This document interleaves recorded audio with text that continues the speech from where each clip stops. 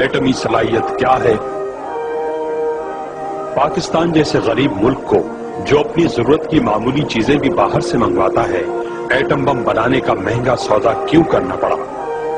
55 برس پہلے atom bomb بنانے اور اسے استعمال کرنے والا امریکہ ہماری ایٹمی صلاحیت سے کیوں خوفزدہ ہے؟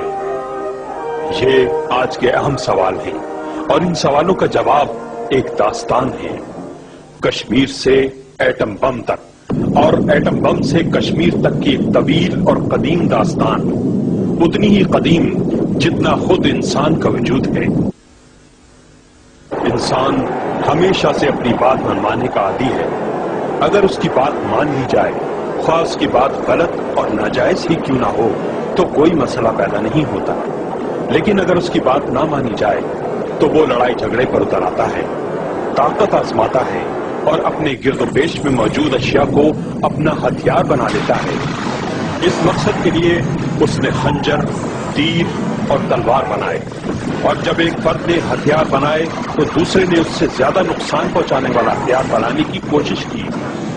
پھر جب انسان نے بارود دریافت کیا تو اس ہلاکت خیز مادے کو بھی ہتھیار میں ڈال دیا گیا۔ غلیل کے ذریعے سے دشمن پر کنکریاں پھینکنے والا انسان اب لوہے اور بارود کی گولیاں بنا کر اپنے مقابل پر ہیبت بٹھانے اور اسے مغلوب کرنے کا حیرت انگیز مظاہرہ کر رہا تھا۔ پستول، بندوقیں اور پھر اس کی بڑی اور ہیبت ناک شکلیں، میلوں دور تک مار کرنے والی توپیں، ٹینک اور بختر بند، ناقابل شکست اور غالب رہنے کی خواہش کے انوکھے رنگ۔ پھر انسان نے مزید ترقی کی، پرندوں کی طرح اڑنے کا خواب دیکھنے والے انسان نے ہوائی جہاز بنایا تو اسے بھی فوراً ہی ایک جنگی مشین میں بدل دیا، بم برسانے والی مشین۔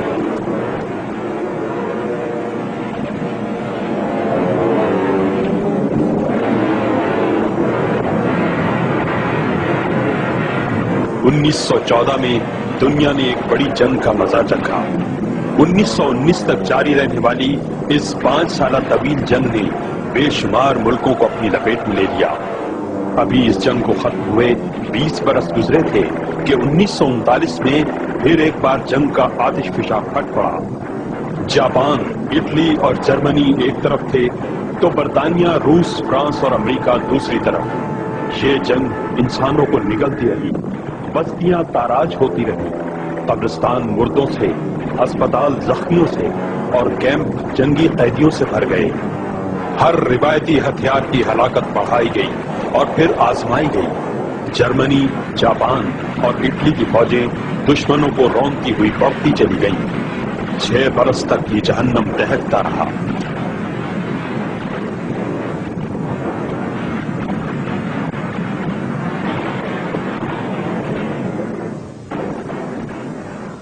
یہ اگست 1945 تھا جب جاپان کے شہر ہیروشیما پر ایک امریکی جہاز نے ایک بم گرایا۔ لوگ اسے معمول کا ایک حملہ سمجھ کر پناہ گاہوں کی طرف دوڑے۔ یہ معمول ہی کا تھا، لیکن گرایا جانے والا بم معمول کے مطابق نہ تھا۔ یہ بم زمین پر گرنے سے پہلے ہی پھٹ گیا، جیسے آتش فشاں پھٹ گیا ہے۔ تیز روشنی اور پگھلا دینے والی حرارت،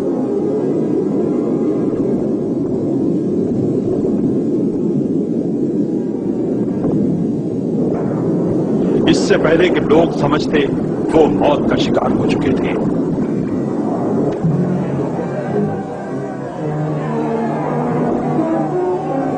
بم برسانے والا جہاز واپس پلٹ گیا، لیکن شہر میں دور و نزدیک کوئی حرکت پیدا نہ ہوئی۔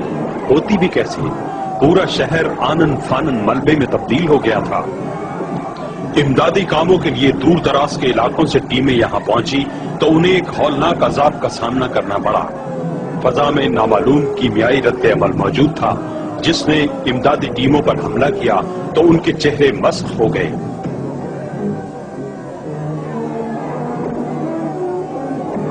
لیکن جاپانیوں نے اس غیر معمولی حملے پر بھی غیر معمولی قوت برداشت کا مظاہرہ کیا اور غلامی پر آمادہ نہ ہوئے۔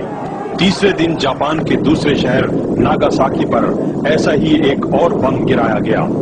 ایک اور شہر صفائی ہستی سے غائب ہو گیا۔ इंसानियत मातमकना हो गई। अमरीकी दारुल हुकूमत से ऐलान किया गया कि अगर जापान हथियार नहीं डालता तो ऐसे बम इनके हर शहर पर बरसाए जाएंगे। अमरीकी साइंसदानों के सिवा कोई नहीं जानता था कि ये बम किस तरह बनाए गए हैं, इनमें हलाकत खेजी के लिए क्या मात्रा इस्तेमाल किया गया है।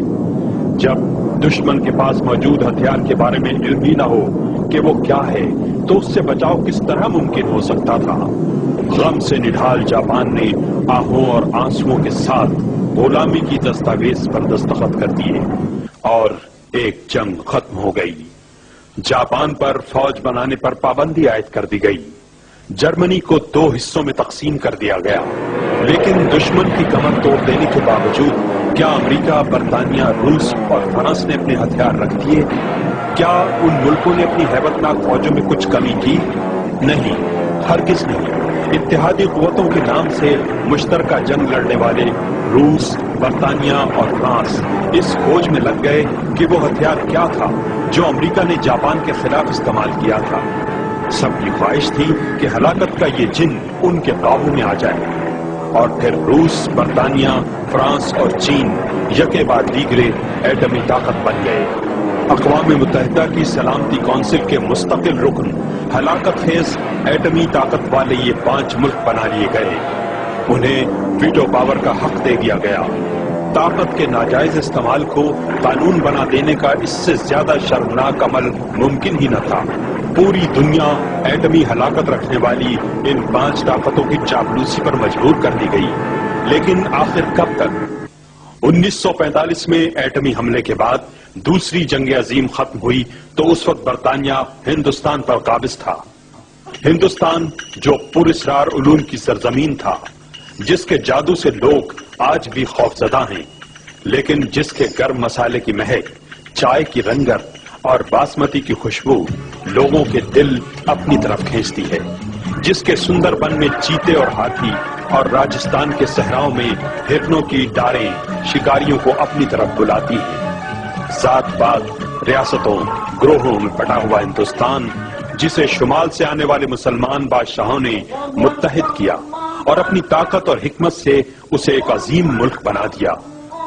जिस हिंदुस्तान के सीने को जहांगीर और शाहजहां ने ताजमहल, शालीमार बाग, शाहजहानी मस्जिद और किला लाहौर, लाल किला दिल्ली, बादशाही मस्जिद दिल्ली, शाहजहानी मस्जिद ठट्टा और दूसरी बेशुमार यादगार इमारत से सजाया, उस हिंदुस्तान में तिजारत की इजाजत हासिल करने वाले ईस्ट इंडिया कंपनी के अंग्रेज अपनी साजिशों के जरिए मुसलमान हुकूमत को कमजोर करने और रियासती हुक्मरानों को बाहम दस्तों गिरबां करने में कामयाब हो गए।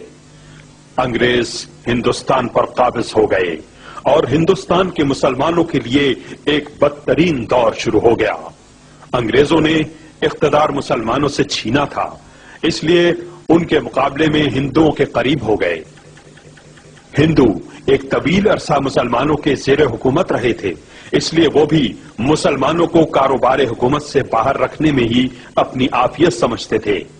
अंग्रेजों ने लड़ाओ और हुकूमत करो की पॉलिसी के जरिए अपनी हुकूमत मुस्तहकम रखने की हर मुमकिन कोशिश की, लेकिन अभी हिंदुस्तान पर उसकी हुक्मरानी के 50 साल भी मुकम्मल नहीं हुए थे कि हिंदुओं और मुसलमानों की मुनज़्ज़म सियासी जमातें वजूद में आ गईं, जिन्होंने अपने अपने प्लेटफॉर्म से अपने मफादात के तहफ़्फ़ुज़ और इंसानी हुकूक की जंग लड़ना शुरू की।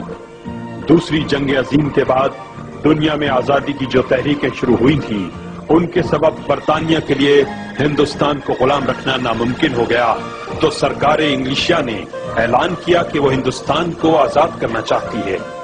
3 जून 1947 को हिंदुस्तान की तकसीम का ऐलान हुआ और फसादात फूट पड़े। इंसान दरिंदा बन गया। लूटमार, कत्लो गारत, अस्मत दरी का बाजार गर्म हो गया।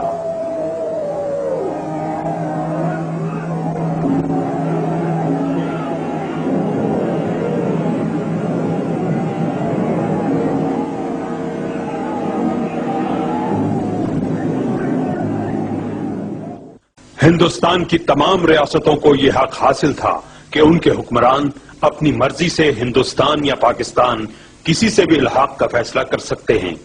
जूनागढ़, मानावदर और हैदराबाद दक्कन के हुक्मरानों ने पाकिस्तान से इल्हाक का फैसला किया। रियासत कश्मीर में मुसलमानों की अक्सरियत थी। इल्हाक के मुज़ाकरात अभी जारी ही थे कि भारत ने कश्मीर में फौजें दाखिल कर दी। महाराजाए कश्मीर पर दबाव डालकर भारत ने इल्हाक की दस्तावेज पर दस्तखत करा लिए। वजीर आजम नेहरू ने अक़वाम मुत्तहिदा को यकीन दिलाया कि वो जल्द अज जल्द कश्मीरियों की राय के मुताबिक कश्मीर के मुस्तकबिल का फैसला करने के लिए तैयार है। जंग बंद हो गई, लेकिन नेहरू का वादा आज तक पूरा नहीं हुआ। जबकि दूसरी तरफ भारत ने इल्हाक पाकिस्तान की वाज़ेह दस्तावेज के बावजूद ये कहकर हैदराबाद दक्कन पर पुलिस एक्शन कर दिया कि यहां की आबादी की अक्सरियत हिंदू है और वो हिंदुस्तान से इल्हाक चाहती है, और निजाम दक्कन की राय को रद्दी की टोकरी में डाल दिया गया।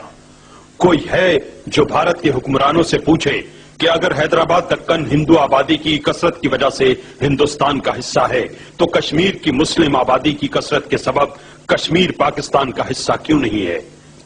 अगर महाराजाए कश्मीर के भारत से इल्हाक की दस्तावेज पर दस्तखत करने से कश्मीर भारत का अटूट अंग है, तो निजाम दक्कन की इल्हाक पाकिस्तान की दस्तावेज को सामने रखते हुए हैदराबाद दक्कन पाकिस्तान का अटूट अंग क्यों नहीं? आलमी ज़मीर जवाब दे कि जूनागढ़ और मानावदर की रियासतें किस कानून के तहत भारत में जम हो गईं? भारत को इस गुंडागर्दी का हक किसने दिया? पाकिस्तान के बेहिस हुक्मरानों ने हैदराबाद दक्कन, जूनागढ़ और मानावदर को तो फरामोश कर दिया, लेकिन कश्मीर के मुस्लिम अवाम ने आज तक पाकिस्तान से अपना रिश्ता नहीं तोड़ा। पाकिस्तानी अवाम आज तक कश्मीरी अवाम की जिद्दोजहद के साथ हैं। 1948 में कश्मीर के हवाले से ही पाक भारत जंग हुई। 1965 में कश्मीर में शुरू होने वाली जिद्दोजहद आजादी पर काबू पाने के लिए भारत ने पाकिस्तान के खिलाफ नंगी जहरियत की और मुंह की खाई।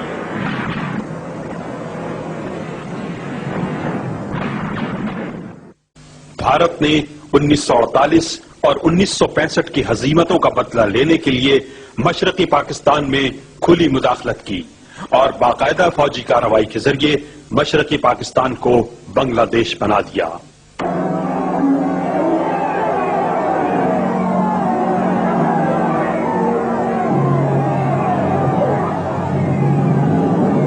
पाकिस्तान को शिकस्त और रेख के बावजूद भारत ने एटमी टेक्नोलॉजी का हसूल जरूरी समझा और 1975 में राजस्थान में पहला एटमी धमाका कर दिया।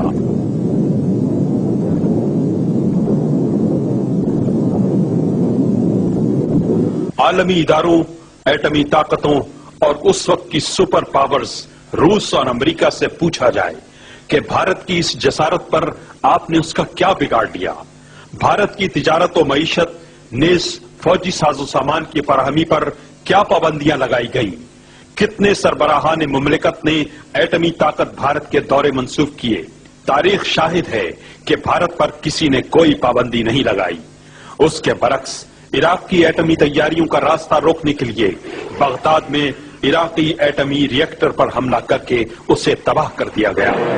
इस हमले की जिम्मेदारी इसराइल ने कबूल की, लेकिन किसी को इसराइल से ये पूछने की हिम्मत न हुई